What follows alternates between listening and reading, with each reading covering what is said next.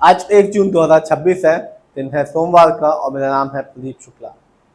ये वीडियो सिर्फ educational purpose है। ना मैं कोई भी स्टॉक खरीदने की सलाह देता हूँ और ना ही पेशगी। आज मैं एक डिफेंस कंपनी के बारे में आपको बताने वाला हूँ।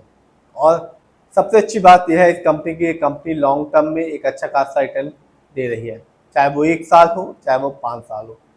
और ऑर्डर्स भी ले रही है। अभी इस कंपनी ने एक्सचेंज को बताया कि कंपनी को DRDO की तरफ से एक ऑर्डर हाथ लगा है। तो मैं आज बात करने वाला हूँ एक्सिस कैडिया टेक्नोलॉजी के बारे में।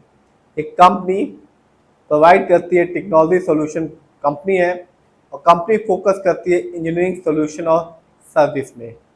और इस कंपनी की सबसे अच्छी बात यह है कि कंपनी लॉन्ग टर्म में अपने शेयर होल्डर्स को एक अच्छा रिटर्न निकाल के दे रही है। साथ ही साथ ये कंपनी जो है वो ऑर्डर्स भी ले रही है। सबसे पहले देखते हैं इस कंपनी के शेयर को और इस कंपनी के रिटर्न को। तो क्योंकि रिटर्न सबसे इम्पोर्टेंट चीज़ होती है, तभी यदि कंपनी अच्छा रिटर्न देती है तभी जो लोग होते हैं वो अपना पैसा किसी भी कंपनी पे लगाते हैं। बात करें इस कंपनी की, तो आज जब 3:30 बजे मार्केट बंद हुआ तो इस कंपनी का शेयर प्राइस था 1770 रुपीज़ 70 पैसे का। और आज इस कंपनी के शेयर में गिरावट देखने को मिली 5% की। लेकिन लॉन्ग टर्म हमेशा अपने दिमाग में बैठा लीजिए कि मैं लॉन्ग टर्म रिटर्न को देखकर ही अपना पैसा लगाऊंगा। 1 साल की बात करूं तो जब मार्केट डाउन था इस कंपनी ने बिल्कुल भी निराश नहीं किया, क्योंकि गिरते हुए मार्केट के बीच में भी इस कंपनी ने 70% का रिटर्न निकाल के दिया 1 साल में। यानी आज से ठीक 1 साल पहले इस कंपनी का शेयर प्राइस था 1087 रुपीज़ का, जो आज के दिन है 1770 रुपीज़ 70 पैसे का। तो जिससे भी 1 साल पहले इस कंपनी को चुना, पैसा लगाया और 1 साल तक होल्ड किया, उसे इस कंपनी ने एक अच्छा खासा रिटर्न निकाल के दिया। क्योंकि बहुत कम कंपनियां होती हैं जो 1 साल में 70% का रिटर्न निकाल के देती हैं, लेकिन इस कंपनी ने ऐसा करके दिखाया। 5 साल को देखूं तो 5 साल में भी इस कंपनी ने अपने शेयर होल्डर्स को बिल्कुल निराश नहीं किया। 5 साल में इस कंपनी का जो रिटर्न था वो था 2148% का। यानी आज से ठीक 5 साल पहले इस कंपनी का जो शेयर प्राइस था वो था 96 रुपीज़ 60 पैसे का, जो आज के दिन है 1770 रुपीज़ 70 पैसे का।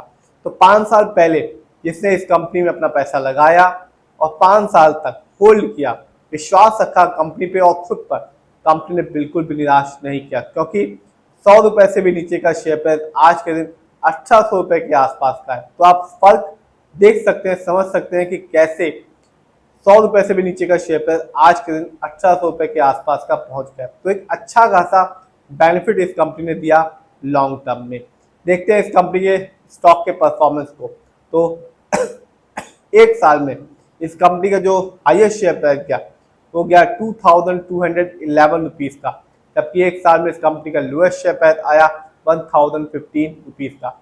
और लेटेस्ट न्यूज़ इस कंपनी ने एक्सचेंज को बताई है कि कंपनी को एक ऑर्डर हाथ लगा है DRDO की तरफ से। ये तो बात है कंपनी के highest share price, lowest share price की और ऑर्डर्स की।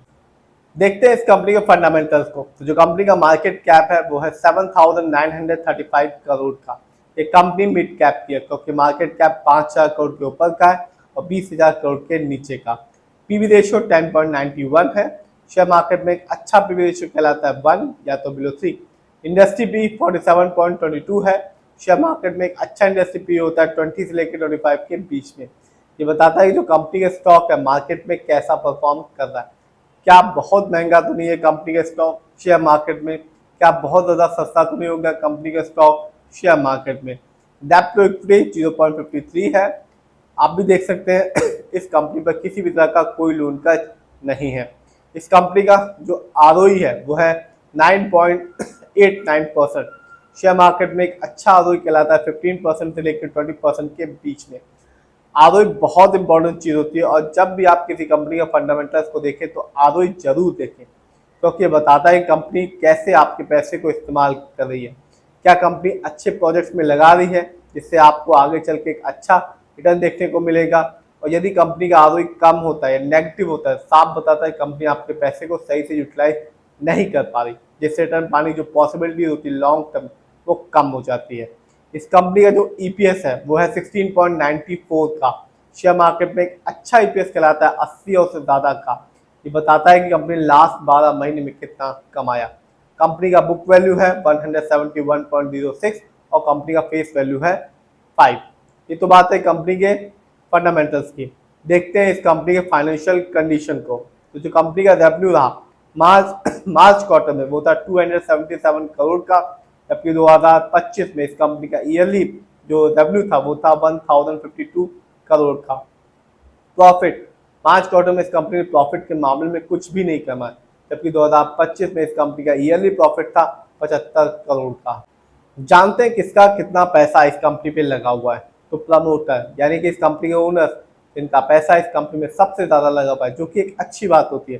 प्रमोटर की होल्डिंग है 58.05% की, जबकि रिटेलर्स यानी कि हम लोग का पैसा इस कंपनी में लगा हुआ है 39.16% का। FII यानी कि विदेशी निवेशक, जिनका पैसा इस कंपनी में लगा हुआ है 1.15% का, जबकि म्यूचुअल फंड जिनका पैसा इस कंपनी में लगा हुआ है 1.11% का, जबकि DII जिनका पैसा इस कंपनी में लगा हुआ है 0.52% का। तो कंपनी की अच्छी बात यह है कि कंपनी लॉन्ग टर्म में एक अच्छा खासा रिटर्न दे रही है, चाहे वो 1 साल हो चाहे वो 5 साल हो। साथ ही साथ जो नए नए ऑर्डर्स हैं वो भी कंपनी जीत रही है। फिर भी आप जिस पे भी पैसा लगाएं, खुद रिसर्च करें, एनालाइज करें, अपने फाइनेंशियल एडवाइजर की राय लें, तभी अपने पैसे को शेयर मार्केट में लगाएं।